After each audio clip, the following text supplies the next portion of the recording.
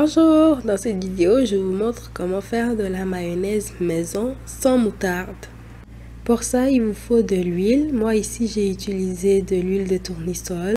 Il vous faut aussi des œufs, du jus de citron ou du vinaigre de votre choix. Ça peut être du vinaigre blanc, du vinaigre balsamique ou autre. Et du sel. Toutes les quantités que j'ai utilisées seront dans la description. Dans un récipient comme moi j'ai utilisé ou un bol, il faudrait venir casser ses œufs. Ensuite le sel et le jus de citron.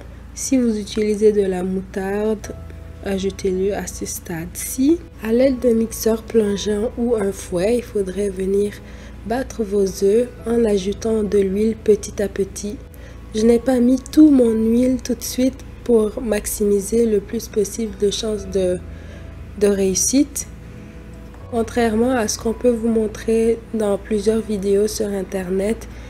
Je trouve que c'est vraiment important de mettre son huile petit à petit si vraiment vous avez envie de réussir d'un premier coup votre mayonnaise maison. Je vous laisse visionner la transformation.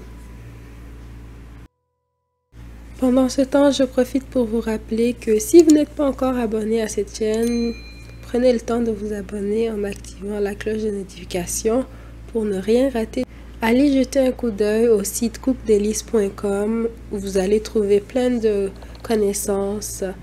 Sur le site, on a présentement des fiches de recettes de savon, comment fabriquer des savons, comment faire ses propres crèmes hydratantes maison. Il y a plein d'ateliers aussi qui sont disponibles en ce moment. Même des e-books. Il y a même des e-books, un e-book gratuit présentement. Donc, allez jeter un coup d'œil. Je suis sûre et certaine que vous allez trouver quelque chose qui va vous intéresser. Allez suivre Cook Delice sur les réseaux sociaux si ce n'est pas encore fait.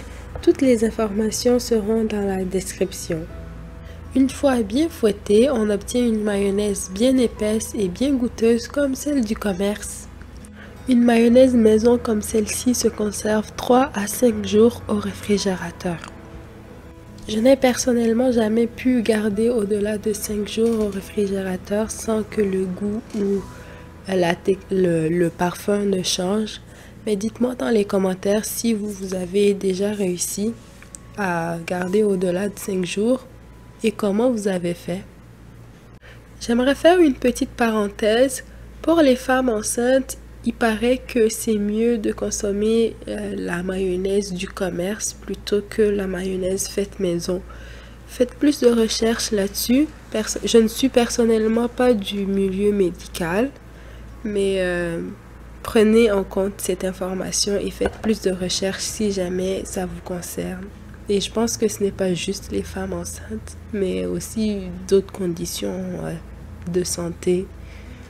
Donc, prenez-en en compte.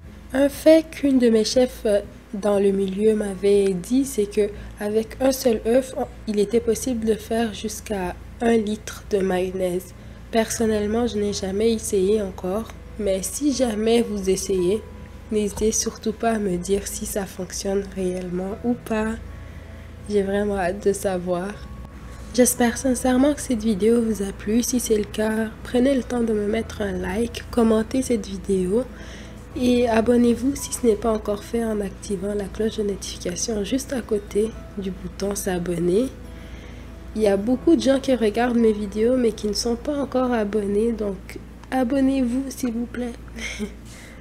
Suivez Cook Delice sur les réseaux sociaux. Encore une fois, tous les liens seront dans la description, ainsi que les liens de quelques produits du site cookdelice.com, ainsi que le site en lui-même. Et on se retrouve de l'autre côté. Bye!